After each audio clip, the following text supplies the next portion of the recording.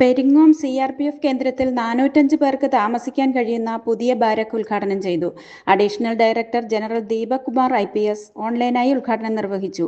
ട്രെയിനികൾക്ക് താമസിക്കാൻ എല്ലാവിധ സൗകര്യങ്ങളോടും കൂടി ബാഡ്മിന്റൺ കോർട്ട് ഉൾപ്പെടെ 21 കോടി രൂപ ചെലവിലാണ് കെട്ടിടം പൂർത്തിയാക്കിയത്. ബാരക്ക് എന്ന് പറയുന്നത് 405 മെൻ ബാരക്കാണ്. 405 എന്ന് പറഞ്ഞാൽ 405 പേർക്ക് താമസിക്കാൻ പറ്റിയ സൗകര്യം, എല്ലാ സൗകര്യങ്ങളും അതിൻ്റെ അകത്ത്, റിക്രിയേഷൻ റൂം, ഹൗസ്. ഉദ്ഘാടന യോഗത്തിൽ Peringome CRPF DIG Mathew A. John, commandant Binoy Chhatri, Kannur CPWD executive engineer K. Muhammad എന്നിവർ സന്നിഹിതരായിരുന്നു. ഒരേ സമയം 1500 ട്രെയിനുകളാണ് പെരിങ്ങോം CRPF കേന്ദ്രത്തിൽ പരിശീലനം നടത്തുന്നത്.